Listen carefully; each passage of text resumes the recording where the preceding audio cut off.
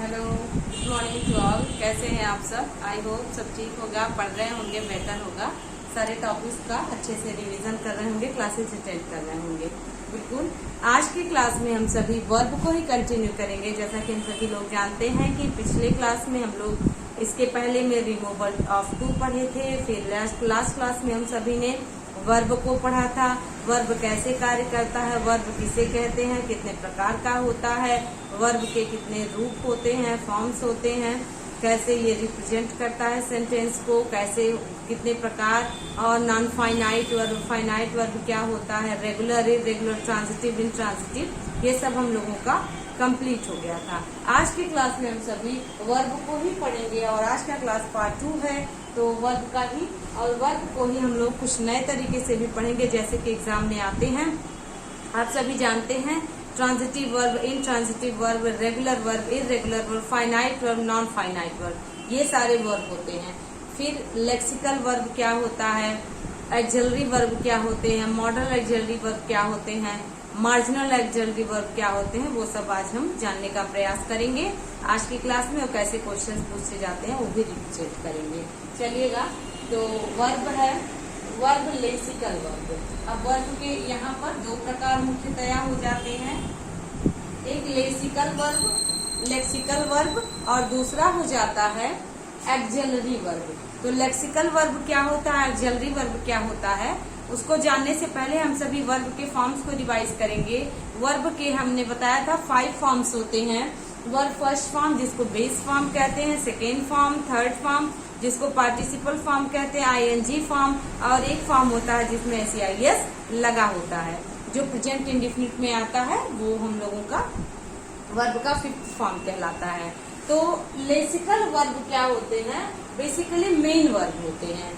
जब कोई verb sentence में या बिना हेल्पिंग वर्ब के या हेल्पिंग वर्ब के साथ ही आए, लेकिन वो मेन वर्ब की तरह वर्क करे, तो लेक्सिकल वर्ब होता है। और लेक्सिकल वर्ब अपने आप में मीनिंग कंप्लीट किया रहता है। और वर्ब के बेस फॉर्म को जब भी हम यूज करते हैं, तो आपने ध्यान दिया होगा बुक्स में टू लिखा होता है, 2+ वर्ब का फर्स्ट फॉर्म, अगर सिर्फ वर्ब लिखा होता है, वर्ब अकेले नहीं लिखा गया होता। अगर उस फॉर्म को भूल जाए, जो बुक्स में वर्ब का first form, second form, third form दिया होता है, कहीं अगर अकेले वर्ब आपको मिलेगा तो हमेशा टू के साथ मिलेगा। टू मतलब इन्फिनिटिव, उसके बाद वर्ब का फर्स्ट फॉर्म। जैसा कि हम सभी ने सीखा था, इन्फिनिटिव 2 प्रकार के होते हैं, एक होता है फुल इन्फिनिटिव, दूसरा होता है बेयर इन्फिनिटिव। तो हम सभी उसी इन्फिनिटिव के साथ ही वर्ब का बेस फॉर्म रखते हैं, वो हम लोगों का लेक्सिकल वर्ब की तरह कार्य करता है। लेक्सिकल वर्ब अकेले भी सेंटेंस में आ सकता है और सेंटेंस में हेल्पिंग वर्ब के साथ भी आ सकता है, वो लेक्सिकल वर्ब होता है। जैसे लिखा हुआ है to go, to drink, to laugh और टू रन, ये वर्ब्स ऐसे बहुत से वर्ब हो सकते हैं, ऐसा नहीं है कि सिर्फ यही वर्ब। ब्रिंग हो सकता है ना, वॉश हो सकता है, क्लीन हो सकता है। मीन्स आप ऐसे समझें कि वर्ब के कोई भी बेस फॉर्म, वो फॉर्म हमारे लेक्सिकल वर्ब की तरह वर्क करेंगे। ठीक है, तो आई राइट अ लेटर, अब इसको हम ऐसे भी तो लिख सकते हैं, आई रोट अ लेटर, ऐसे भी लिखा जा सकता है, I am writing a letter, इस तरीके से भी लिख सकते हैं, I has written a letter, इस तरीके से भी लिखा जा सकता है, शी राइट्स अ लेटर। तो इसमें लेक्सिकल वर्ब क्या है, इसमें लेक्सिकल वर्ब राइट है। राइट अपने हर रूप में आया है, वर्ब का first form, second form, third form, ING form और एसईआईएस वाला फॉर्म। तो ये यहाँ पे हम लोगों का जो राइट वर्ड है, ये यदि हेल्पिंग वर्ब के साथ आया है तो भी, और बिना हेल्पिंग वर्ब के साथ आकर के as a main verb work करे तो भी वो लेक्सिकल वर्ब कहलाता है। ये बाध्य नहीं होता है कि हेल्पिंग वर्ब के साथ आए कि अपने आप को स्वयं मेन वर्ब की तरह रिप्रेजेंट करे, तो इसको हम लोग लेक्सिकल वर्ब कहते हैं।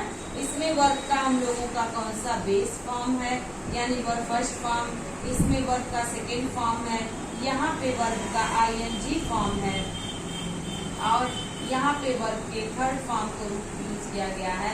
यहाँ पे वर्ब का फर्स्ट फॉर्म और एस या ईएस वाला फॉर्म यूज किया गया है। तो there are 5 forms of verb. तो यहाँ पे हम सभी का 1 2 3 4 5 और ये 5 फॉर्म्स हमारे वर्ब रिप्रेजेंट हुए हैं। ये क्या होते हैं? ये लेक्सिकल वर्ब कहलाते हैं। ये किसी पर डिपेंड नहीं होते, ये मेन वर्ब की तरह कार्य करते हैं और ये हेल्पिंग वर्ब के साथ भी आ सकते हैं। ऐसा नहीं है कि सिर्फ मेन वर्ब की तरह आए, लेकिन अगर वर्ब अकेले लिखा जाएगा तो वो अकेला नहीं रहता है, वो हमेशा टू के साथ यूज होता है।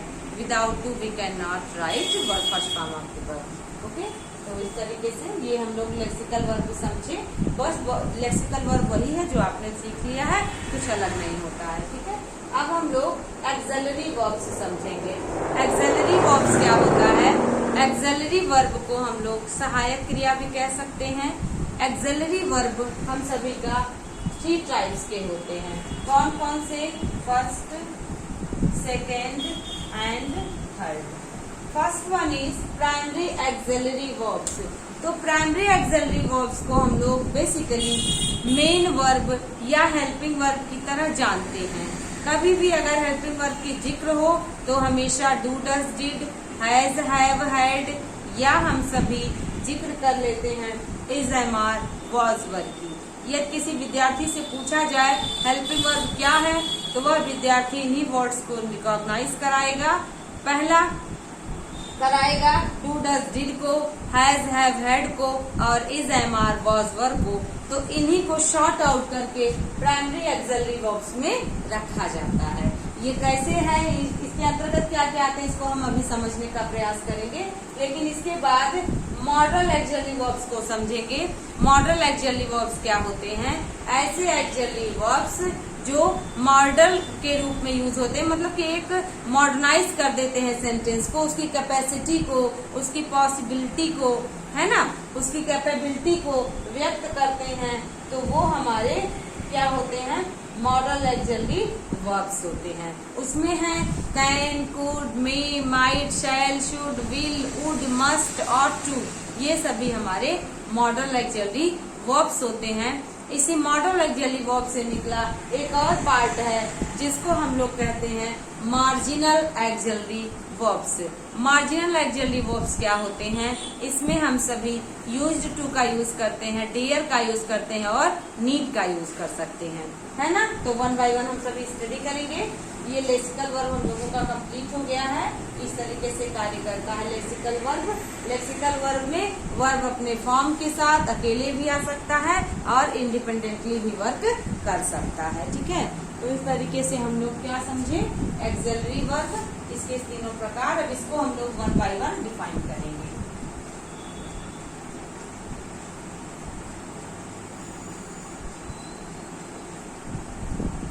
प्राइमरी एक्सेलरी वर्ब्स में डू आता है। यहाँ भी देखिए डू टू के साथ लिखा है, हैव टू के साथ लिखा है और बी टू के साथ लिखा है। क्यों? क्योंकि ये मेन वर्ब है, ये अभी हेल्पिंग वर्ब नहीं है। हेल्पिंग वर्ब भी बटेगा लेकिन इसके अंतर्गत बटेगा। ध्यान होगा, यदि विद्यार्थी कहता है मैं ये कार्य रोज करता हूँ, I do this work daily, तो यहाँ डू क्या है? डू ये मेन वर्ब है, ना कि हेल्पिंग वर्ब है। ठीक है, लेकिन यही सेंटेंस ऐसे किया जाए शी डज डू, तो यहाँ पे डज हेल्पिंग वर्ब है और डू इसका मेन वर्ब है। और देख सकते हैं हैव है। हैव का मीन्स होता है किसी चीज को पास रखना या किसी चीज का होना। I have some money, I don't have any money, है ना। आई हैव नो मनी ऐसे कहते हैं। तो ये सारे वर्ड्स हैव जब मेन वर्ब की तरह आता है तो ये टू के साथ रखा जाता है। इसका सिंगुलर हैज होता है और इसका प्लूरल हैव होता है और पास्ट इसका हैड होता है। इसी प्रकार से जब बी का यूज करते हैं तो बी का एग्जैक्ट मीनिंग होता है होना, किसी चीज का होना या बनना, तो वो बी में आता है। लेकिन जब इस बी को हम लोग टेंस के पॉइंट ऑफ व्यू से देखते हैं तो इस बी में is, am, are, was verb लिखा होता है और ये is, am, are, was verb main verb की तरह भी आ सकता है और लिंकिंग वर्ब की तरह भी आ सकता है और हेल्पिंग वर्ब की तरह आ सकता है। तो इस तरीके से हम सभी का डू और हैव और बी वर्क करता है। तो सेंटेंस में अगर डू दिया हो और डू को डिफाइन न किया हो तो डू में डू होता है, डज होता है और डिड होता है। तो डू बराबर डू, डज और डिड। जब सेंटेंस में हैव दिया हो तो इसका मीन्स हैज भी होगा, हैव भी होगा और इसका पास्ट हैड भी होगा। यदि सेंटेंस में बी दिया हो तो बी का मीन्स होगा is, I am, are, was और वर। इस बात को ध्यान रखना है क्योंकि verb backbone of the grammar कहा जाता है, क्योंकि बिना वर्ब के कोई भी सेंटेंस नहीं कंप्लीट होगा, चाहे वो गो, कम जैसे एक शब्द के ही, एक वर्ड के ही वर्ब क्यों ना हो, कम और गो ये कंप्लीट अपने आप में मीनिंग दे देते हैं। तो ये दो वर्ड जो होते हैं कम और गो, ये भी वर्ब ही होते हैं, इसलिए बिना वर्ब के कोई भी सेंटेंस नहीं कंप्लीट किया जा सकता। इसलिए सेंटेंस वर्ब को बैकबोन ऑफ द ग्रामर भी कहते हैं, मतलब ग्रामर के रीढ़ की हड्डी। Without using verb we can not say something. Okay, तो हो जाएगा डू, हैव और बी। डू, हैव और बी में is, am, are, was, were, is, am, are present में, वॉज, वर की बात हो तो पास्ट में हम लोगों का होता है। और यदि हम सभी हैज, हैव की बात करें तो हैज, हैव मेन वर्ब के रूप में हो तो प्रेजेंट में, और पास्ट में हो मेरे पास था तो हैव, हैड होता है। इसी तरह से डू और डज और डिड है तो सभी विद्यार्थी जानते हैं डू होता है और डू में ईएस ऐड होने से वो सिंगुलर बन जाता है, डज हो जाता है, और जब इसका पास्ट बनता है तो डिड होता है। ये डू, हैव और बी जब मेन वर्ब की तरह आते हैं तो कैसे यूज होते हैं, और हेल्पिंग वर्ब की तरह आते हैं तो कैसे यूज होते हैं, इसको भी हम समझेंगे। लेकिन उसके पहले एक चीज समझेंगे, वर्ब अपने बेस फॉर्म में क्या होता है, प्लूरल होता है, और नाउन अपने बेस फॉर्म में सिंगुलर होता है। वर्ब अपने बेस फॉर्म में प्लूरल होता है, नाउन अपने बेस फॉर्म में सिंगुलर होता है। तो जब हम SIS का सहारा लेते हैं तो हम वर्ब में अगर ऐड करते हैं SIS तो वो प्लूरल ना बन के सिंगुलर बन जाता है, और यदि नाउन में SIS ऐड करते हैं तो वो प्लूरल बन जाता है। एज एग्जाम्पल यदि कह दिया जाए गो, तो गो अपने आप में प्लूरल है, लेकिन इसके साथ ES ऐड करने से यह सिंगुलर बन गया। अब आप ध्यान देंगे ही गोज हो जाता है, ही सिंगुलर है तो गोज भी सिंगुलर बन गया। अगर यदि कह दिया जाए बॉय, तो बॉय क्या है, नाउन अपने आप में सिंगुलर होता है, SIS ऐड करके इसमें हम सभी क्या बनाते हैं, इसको प्लूरल बनाते हैं। तो समझ गए होंगे सभी विद्यार्थी। 3 बॉयज, ठीक है। तो देखिएगा बॉयज यदि नाउन में SIS लगे तो वो क्या हो जाएगा, प्लूरल, यदि वर्ब में लगे तो सिंगुलर। ओके, तो ये डिफाइन हो गया। अब हम सभी देखेंगे कि कैसे ये हेल्पिंग वर्ब और कैसे मेन वर्ब की तरह आते हैं।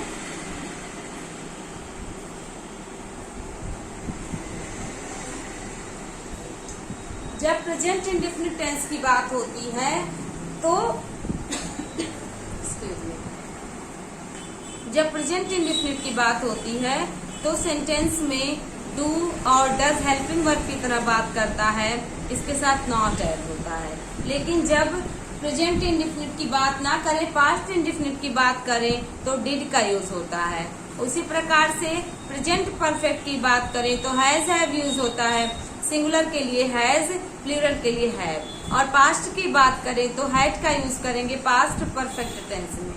सेम पैटर्न पे कॉन्टिन्यूअस की बात करें प्रेजेंट में तो इज, एम, आर, और पास्ट कॉन्टिन्यूअस की बात करें तो वॉज वर्ब होता है।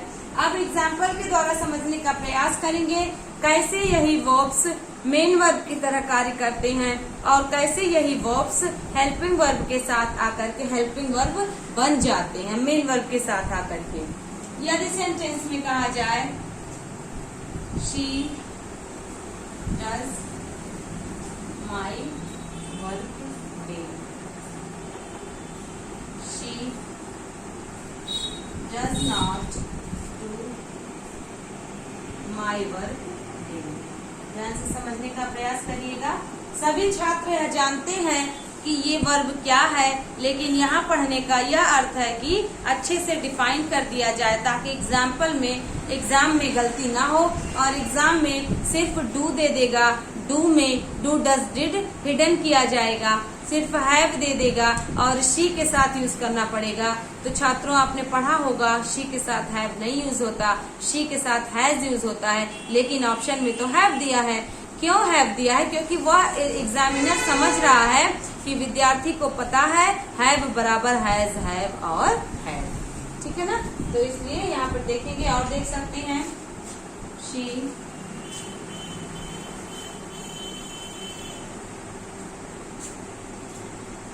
she did my work yesterday.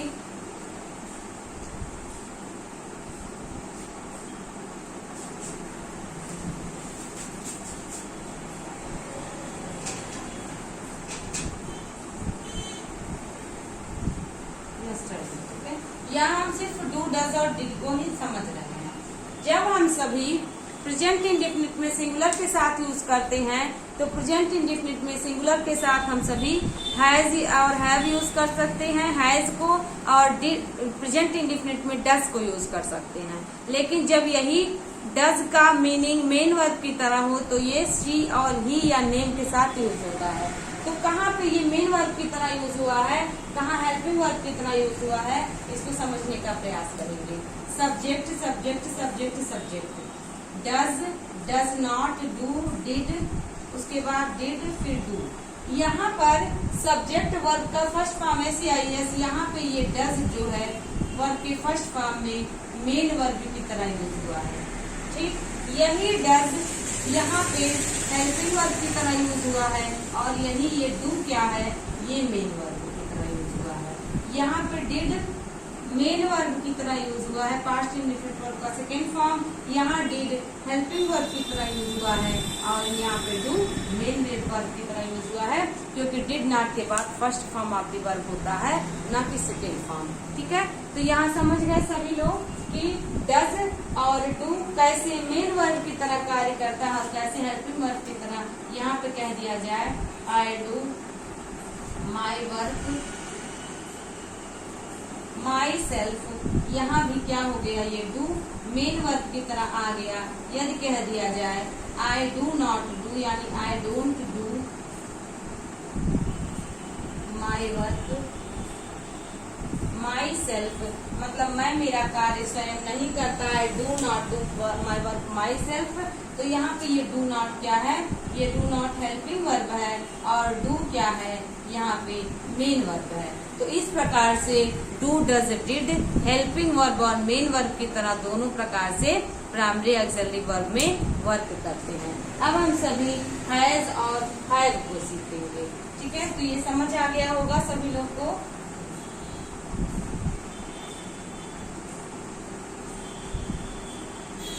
अब देखेंगे डू का मीनिंग हम सभी ने सीखा करना होता है, ठीक है ना। वैसे जब हैज हैव की बात करते हैं तो हैव होता है, हैव का मीन्स होता है रखना या पास होना। ये एज अ मेन वर्ब जब यूज होगा तब इसका मीनिंग ये होता है, लेकिन जब ये हेल्पिंग वर्ब की तरह यूज होता है तो इसका कोई मीनिंग नहीं होता। मीन्स व्हाट, जब ये हैव प्लूरल के साथ हो तो ये मीनिंग होगा, यदि हैव सिंगुलर के साथ होता है तो हैज हो जाता है तो भी यही मीनिंग होता है। लेकिन कब, जब ये मेन वर्ब की तरह आता है तब। लेकिन जब ये हेल्पिंग वर्ब की तरह आता है तो सभी विद्यार्थी जानते हैं हैज हैव प्रेजेंट में और हैड पास्ट में वर्ब का थर्ड फॉर्म फॉलो करता है, ठीक है। इसके एग्जाम्पल से देख सकते हैं। हैव की तरह कह दिया जाए I have a new book, तो यहाँ पे मेरे पास एक नई किताब है। किसी सिंगुलर की बात करें, she has a new book, तो यहाँ पे देखिए सिंगुलर के साथ शी मेन वर्ब है, सिंगुलर शी है और हैज सिंगुलर बन गया एज मेन वर्ब, तो यहाँ ये मीनिंग दे रहा है। लेकिन यदि कह देता उसके पास नहीं है तो यही सेंटेंस ऐसे हो सकता था she has not have, any, उसके पास कोई किताब नहीं है। ये हेल्पिंग वर्ब है और ये आई होप आप भी समझ रहे होंगे। सभी विद्यार्थी ध्यान से समझने का प्रयास करेंगे, बहुत इजी है। हैज नॉट यहाँ हेल्पिंग वर्ब है और हैव यही मेन वर्ब बन गया। लेकिन यही अगर इस तरीके से कहा जाता, आई हैव नो मनी, तो I don't have any money, या I have not any, I have not have any money. ये हैव आपको देखिए किस प्रकार से कंफ्यूज कर रहा है, लेकिन आपका कॉन्सेप्ट क्लियर है तो एग्जाम में आपसे गलती नहीं होगी। समझना है कि जब ये मेन वर्ब की तरह आता है तो इस प्रकार से वर्क करता है, और जब ये हेल्पिंग वर्ब की तरह आता है तो इस प्रकार से वर्क करता है। जब ये हेल्पिंग वर्ब की तरह आएगा तो वर्ब के अनुसार हैव नॉट और हैड नॉट की बात करेगा, और जब वर्ब के, अब यहाँ पे देखिएगा ये हैव क्या है, ये हैव प्रेजेंट परफेक्ट टेंस को डिनोट कर रहा है, तो इसके साथ हम सभी को वर्ब का थर्ड फॉर्म यूज करना है। इसलिए अब ये जाकर के ये सेंटेंस करेक्ट हुआ है। यहाँ पर देखिए इनके साथ वर्ब का थर्ड फॉर्म, लेकिन यहीं पे हैव अकेले मेन वर्ब की तरह आया है, तो यहाँ पे ये मेन वर्ब है, यहाँ पे ये हैव हेल्पिंग वर्ब है, और यहाँ ये मेन वर्ब है, और यहाँ पे डू नॉट हेल्पिंग वर्ब है, और ये हैव मेन वर्ब है। बहुत आसान है, समझने का प्रयास करेंगे। यहीं पर यहाँ भी देख लीजिए ये क्या है, ये मेन वर्ब है, यहाँ पे ये भी मेन वर्ब है, ठीक। लेकिन यहीं पर हैव हेल्पिंग वर्ब है, यहाँ पर भी क्या हो जाएगा, हैड हो जाएगा, क्योंकि यहाँ हेल्पिंग वर्ब के साथ जब मेन वर्ब आएगा तो हैड हो जाएगा। लेकिन यदि इस हैड को हैव ही रखना चाहते हैं तो डू का यूज कर सकते हैं, जैसे कि यहाँ किया हुआ है। अगर यही सेंटेंस इस तरीके से लिखा जाता, she does not have any money, तो यही सेंटेंस यहाँ हैव वर्ब के फर्स्ट फॉर्म के रूप में आकर के भी करेक्ट होता। यहाँ पे ये हैव हेल्पिंग वर्ब की तरह न कार्य करके मेन वर्ब की तरह कार्य कर रहा है, और यहाँ डज हैव हेल्पिंग वर्ब हो गया है, ठीक है। तो आई थिंक आप यहाँ समझ पाए होंगे। यही प्रेजेंट और प्रेजेंट में हैज और हैव को हमने सीखा। अब हम लोग हैव को देख लेंगे, तो हैव को हैड को देख लेंगे, तो ये समझ आया होगा सभी विद्यार्थियों को। यही हैड होगा, तो हैड क्या, देखिए हैज होता है, हैव होता है, और इसका पास्ट हैड होता है, इसका थर्ड फॉर्म भी हैड होता है। वर्ब का सेकेंड फॉर्म भी हैड और वर्ब का थर्ड फॉर्म भी हैड होता है। जब मेन वर्ब की तरह आता है और जब हेल्पिंग वर्ब की तरह आता है तो हैड पास्ट में यूज होता है, पास्ट परफेक्ट टेंस, ठीक है। तो पास्ट परफेक्ट टेंस में एक दो एग्जाम्पल देख सकते हैं। आई हैड योर, मेरे पास तुम्हारी किताब थी, पास्ट हो गया मेन वर्ब का सेकेंड फॉर्म। यहाँ थर्ड नहीं मानेंगे क्योंकि हेल्पिंग वर्ब नहीं है, लेकिन मेरे पास तुम्हारी किताब, I had not had your book, इसका मतलब मेरे पास तुम्हारी किताब नहीं थी, आई हैड नॉट। अब यहाँ पे क्या, एक बार और हैड यूज होगा, कंफ्यूज ना होंगे। यहाँ पे ये हेल्पिंग वर्ब है और यहाँ पे हमने जैसे बताया था ये मेन वर्ब है और वर्ब के थर्ड फॉर्म के रूप में, ठीक है। इसलिए इस हैड को देख के कंफ्यूज नहीं होइएगा। एक एग्जांपल होता है ना, इफ आई हैड मनी, यदि मेरे पास पैसे होते, ठीक है, तो क्या करते, तुम्हारी मदद करते। I would have help you, I would have help you. ये हैड दो बार है। एक हैड क्या है, एक had helping verb past perfect को डिनोट कर रहा है और दूसरा हैड वर्ब के थर्ड फॉर्म को डिनोट कर रहा है एज अ मेन वर्ब, ठीक है। तो इस हैव और हैड के खेल को समझिएगा, एग्जाम में बहुत सारे क्वेश्चंस आते हैं कि किस प्रकार से हैड और हैड यूज होता है। अब इस एमात को समझ लेंगे। बी बराबर प्रेजेंट में इज, एम, आर और पास्ट में was और were। लेकिन जब ये मेन वर्ब की तरह आते हैं, मेन वर्ब की तरह, तो इस तरीके से होता है। लेकिन जब ये हेल्पिंग वर्ब की तरह आते हैं तो हम लोग क्या करते हैं, is, am, are, was, were, इस तरीके से रहता है। और इसके साथ हम सभी वर्ब का ing फॉर्म यूज कर सकते हैं। तो ये मेन वर्ब और यहाँ ये हेल्पिंग वर्ब की तरह आकर के इस प्रकार से कार्य करेगा। इसके एग्जाम्पल देखिए, मेन वर्ब की तरह आई एम अ डॉक्टर, ठीक है, I M he main verb हो गया। शी वॉज अ टीचर,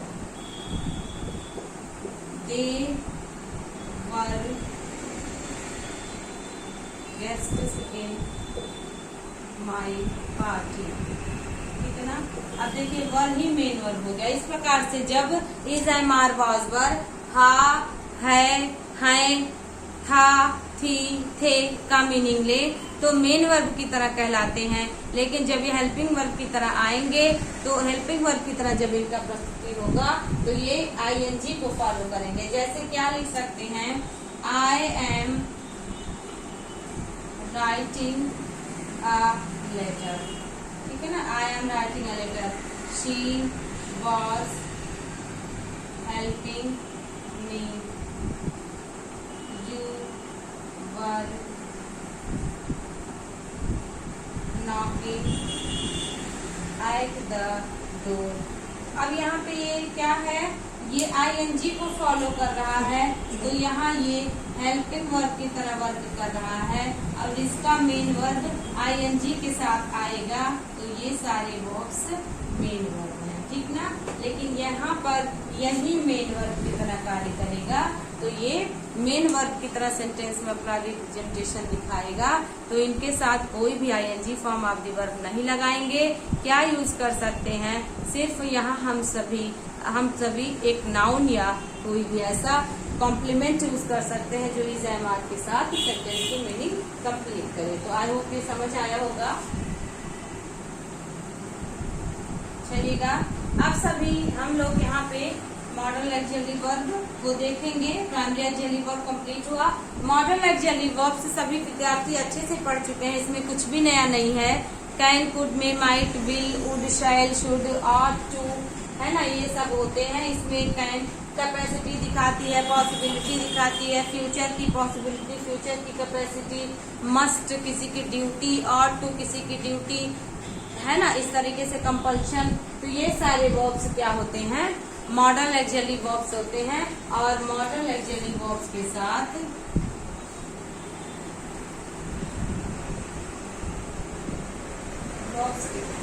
हमेशा वर्ब का फर्स्ट फॉर्म आएगा। तब तक इसके साथ वर्ब का कोई और फॉर्म नहीं आ सकता, मतलब सेकेंड फॉर्म से थर्ड फॉर्म नहीं आ सकता, थर्ड फॉर्म ही नहीं आ सकता जब तक ये बी के साथ ना आए। Can be, could be, may be, might be, ought to be, इस तरीके से जब तक ना हो तब तक इनके साथ हम सभी कोई और फॉर्म यही नहीं यूज कर सकते। सिर्फ कर सकते हैं तो वर्ब का फर्स्ट फॉर्म ही यूज कर सकते हैं जब तक भी ना आए। और समझ में आ गया होगा विद्यार्थियों, हैव हो, हैज हो, हैड हो, तो इन सभी के साथ वर्ब का थर्ड फॉर्म यूज होता है। डू हो, डज हो और डिड हो, तो इनके साथ वर्ब का फर्स्ट फॉर्म यूज होता है। और यदि बी हो तो बी के साथ दो फॉर्म यूज हो सकते हैं। बी के साथ या तो वर्ब का थर्ड फॉर्म आएगा और या वर्ब का ing फॉर्म आ सकता है। थर्ड फॉर्म बी के साथ कब आएगा, जब हम लोग पैसिव वॉइस की बात कर सकते हैं। It can not be done, है ना, इस तरीके से जब हम लोग बात करते हैं तो सेंटेंस में बी के साथ third form of the verb use हो सकता है। और इस बी को यदि मॉडल ऑक्सिलरी वर्ब के साथ लगा दिया जाए तो हम सभी थर्ड फॉर्म यूज कर सकते हैं। अदरवाइज बी के साथ is, am, are, was verb का जब हम रिप्रेजेंटेशन करते हैं ing form of the verb का यूज करते हैं। आई होप यहाँ तक आप सभी को समझे होंगे। कैन का यूज प्रेजेंट में होता है, कैन का पास्ट कुड होता है, कैपेसिटी दिखाता है। और मे और माइट का पॉसिबिलिटी के सेंस में यूज करते हैं। शैल को फ्यूचर है, शैल का पास्ट शुड है, शुड का मीन्स चाहिए होता है।